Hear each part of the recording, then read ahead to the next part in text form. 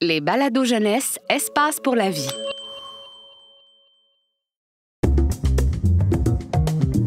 Bienvenue chez Astrobien, agence de voyage intergalactique. Un balado du planétarium Rio Tinto Alcan.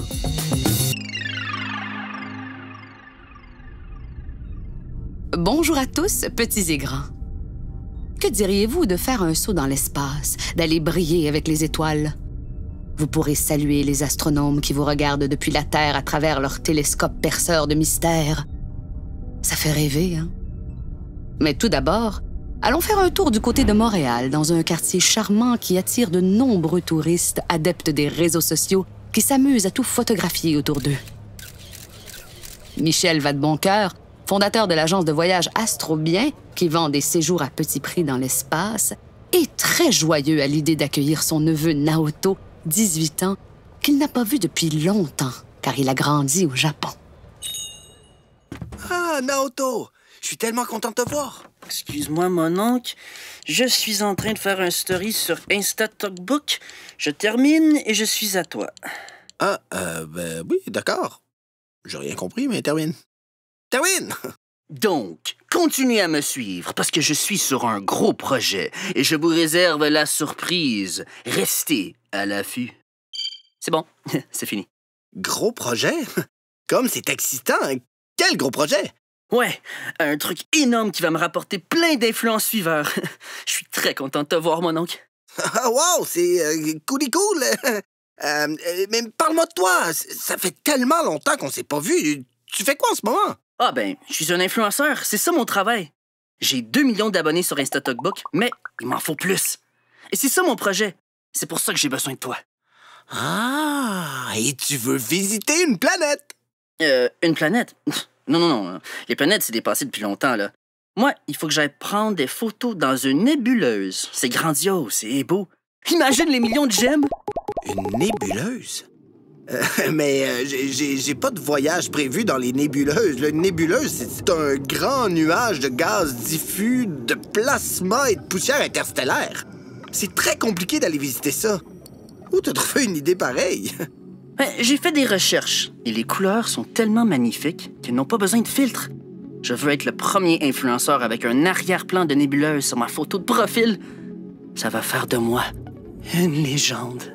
Mais attends, j'ai plein d'autres choses à te proposer. Regarde, j'ai envoyé une famille dans le système de TRAPPIST 1. Ils ont adoré.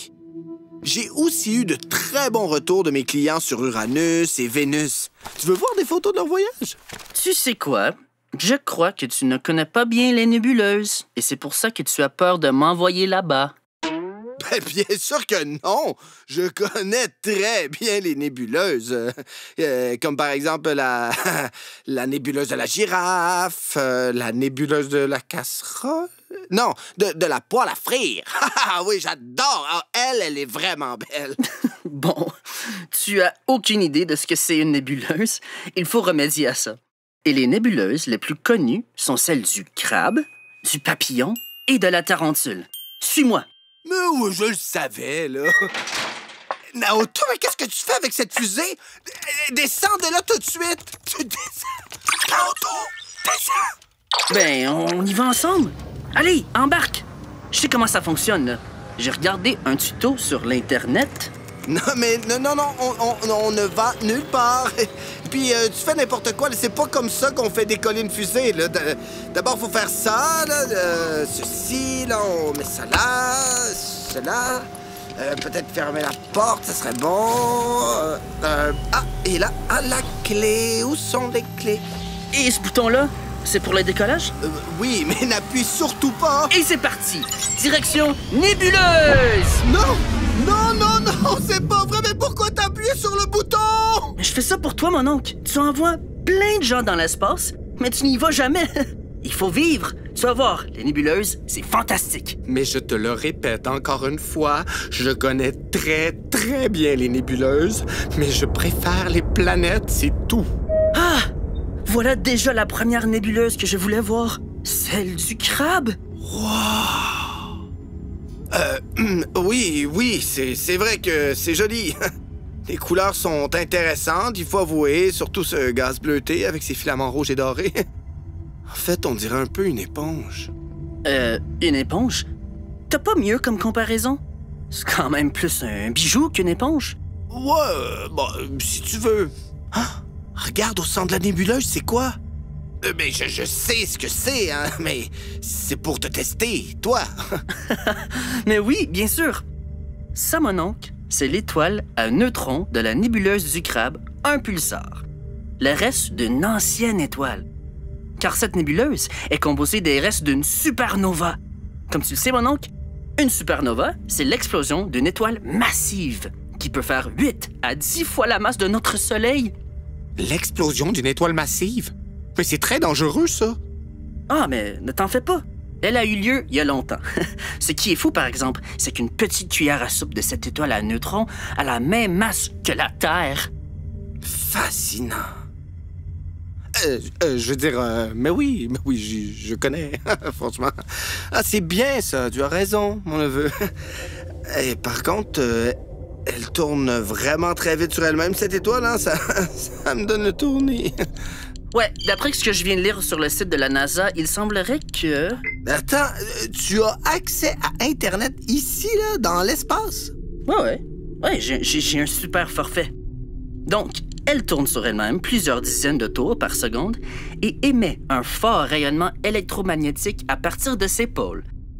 Tu veux bien faire une photo de moi? Ça serait plus sympa qu'un selfie. Oui, mais attends, là, je veux pas prendre de photos maintenant. Il y a des trucs qui gâchent le paysage. De quoi? Oh, mais oui, là, prends la photo. Ce sont des écharpes de gaz qui vont se disperser dans le milieu interstellaire. Ah, d'accord.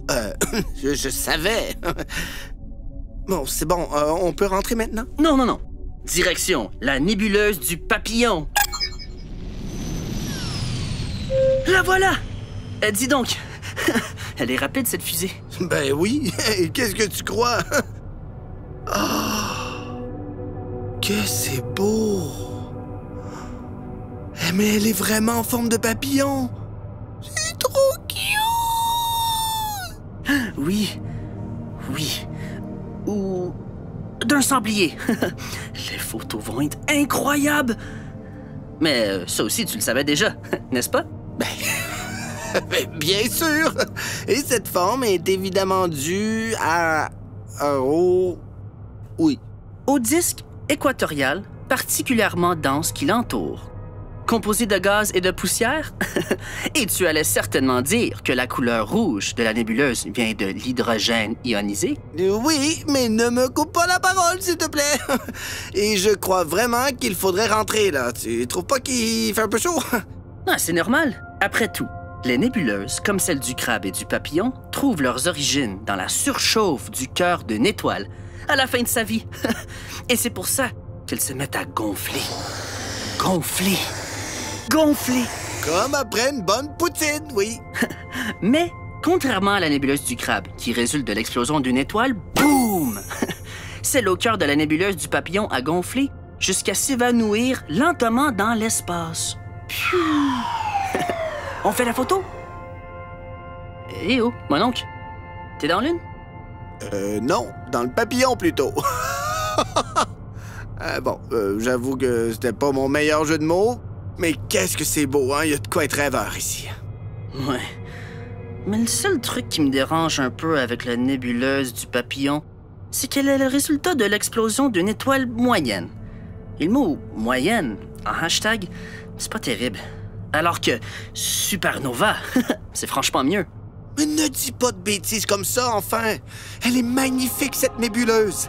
Impossible que quelque chose la dépasse en termes de beauté. Ne bouge pas, souris et dis « fromage ». Attends de voir la nébuleuse de la Tarentule. Ça va définitivement te séduire. Ah, mais regarde ce papillon. Ah, je suis trop triste de le quitter. Ah, et la lumière blanche de son centre, t'as vu? Plus on éloigne le regard vers les ailes, plus les couleurs rougissent. Et on distingue mieux les volutes de gaz. T'es sûr de vouloir aller ailleurs? Fais-moi confiance. Ah, nous y voici! Mon oncle, ça va?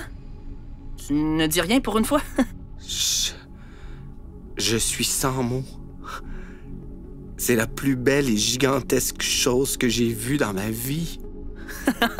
Je te l'avais dit. Voici la nébuleuse de la Tarentule. Enfin, une partie. C'est une pouponnière d'étoiles, là où elles naissent. Ces régions sont gigantesques, de plusieurs centaines ou milliers d'années-lumière. C'est la plus grande nébuleuse connue et le taux de formation d'étoiles y est plus élevé que n'importe où dans notre galaxie. Je pouvais pas passer à côté. Ça brille de partout. Regarde les couleurs. Il y a des couleurs qui n'existent même pas sur Terre. T'as vu ce bleu éclatant? Ah oui, c'est normal. Les étoiles nouvellement formées ont différentes couleurs, mais on voit surtout les plus grosses et brillantes. Elles éclairent le gaz et la poussière autour d'elles, ce qui donne cette douce couleur comme le rose là-bas. Ah ouais. Ce rose est magnifique. Oui. C'est vrai que je l'aime beaucoup aussi. Elle sera parfaite pour mes photos. C'est là que naissent les étoiles. Et c'est là aussi que je naîtrai en tant que star. Oh, comme c'est adorable. J'ai l'impression d'être dans une maternité. J'aurais dû amener des fleurs. Les étoiles ne naissent pas exactement comme nous, mon oncle. Ce sont de gigantesques nuages de gaz et de poussière qui s'effondrent sur eux-mêmes, puis qui forment de nouvelles étoiles par centaines, voire par milliers. Attends, qu'est-ce que tu fais, là? Tu t'en vas? Non, je recule un peu pour mieux voir les voiles de gaz si légers. Il faut s'en tenir à distance pour qu'elles se détachent sur l'arrière-plan du ciel noir. Bon. Je t'avoue, Naoto, peut-être que j'ai un peu exagéré mes connaissances sur les nébuleuses. Ah, tu sais, il ne faut pas avoir honte de ne pas savoir. Ouais, t'as raison. Mais où as-tu appris à être aussi sage, Naoto? Peut-être d'un grand-oncle? Ah, c'est juste des trucs que j'ai lus dans un livre de développement personnel. Ah, d'accord. On prend un selfie à deux? Avec plaisir. Oh non. Quoi? Je viens de voir sur mon cellulaire, 2 autres influenceurs viennent de partager des photos de nébuleuses sur Insta Talkbook. Ça n'a plus aucun intérêt. Mais c'est terrible! Oh non, t'en fais pas, là. C'est l'Internet, là. Tout va très vite.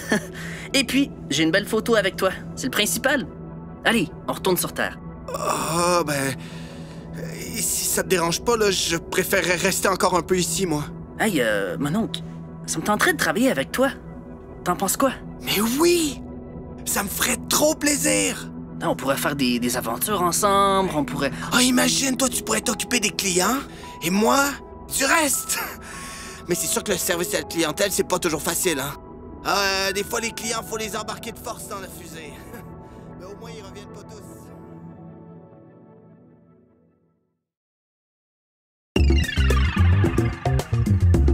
Ce balado est une production signée La Puce à l'oreille pour Espace pour la vie. Texte, Reda Saoui et Léo Hart. Voix, François Bernier, Elkana Talbi et Luca Di Teco. Réalisation, La Puce à l'oreille et les Studios Bakery. Espace pour la vie est un service de la Ville de Montréal et le plus important complexe en sciences de la nature au Canada. Pour retrouver tous nos balados, rendez-vous sur espacepourlavie.ca.